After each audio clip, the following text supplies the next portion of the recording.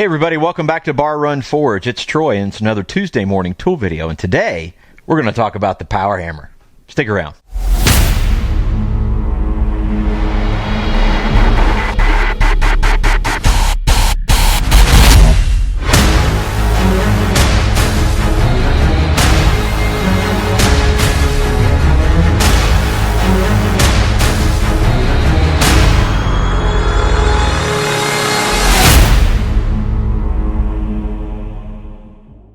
It's been a while, but it's here. It's ready to go, and it's ready to smash. So let's give it a go. It's the power hammer. Since the video we did of power hammer part 1, we have done a lot of things. We got this thing set in place. We've had to wire in a new outlet. We've got new power here in the shop, which is sufficient enough power, and we found out something.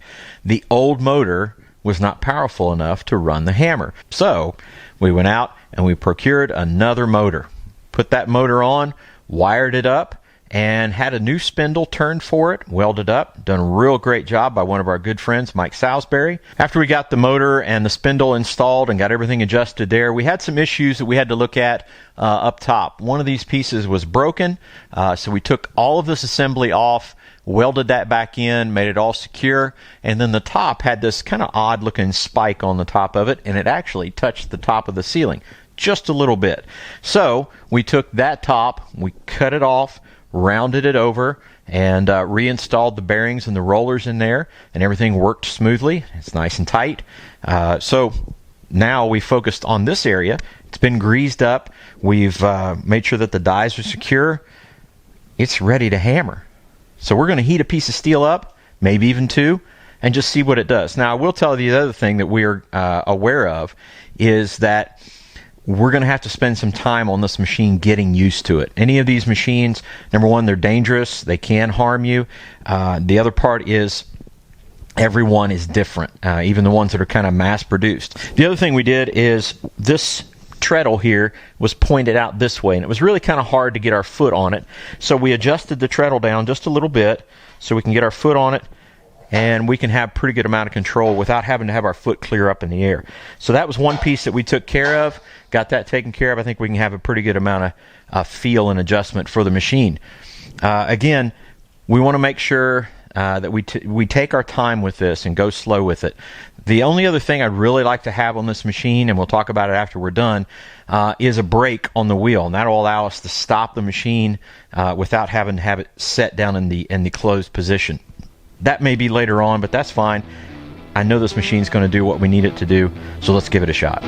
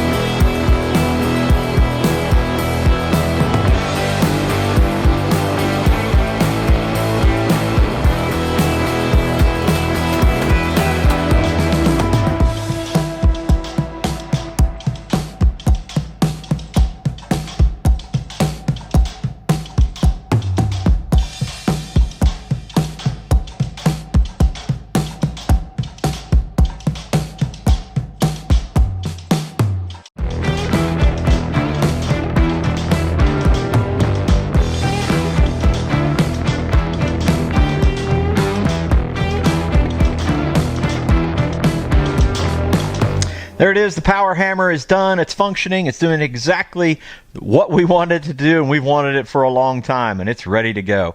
We got a few adjustments we're going to have to make to it, and that's fine. I'm getting used to it. I'm very happy with the way it's performing right now. Again, as we make those minor adjustments, it'll only get better. And, the work that we had to do on those hot pieces just a little bit ago, that's a lot of hammer work.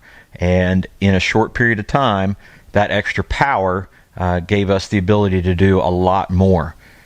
And just like in Ephesians chapter 6, verse 10, Paul writes to us, finally, be strong in the Lord and in His mighty power.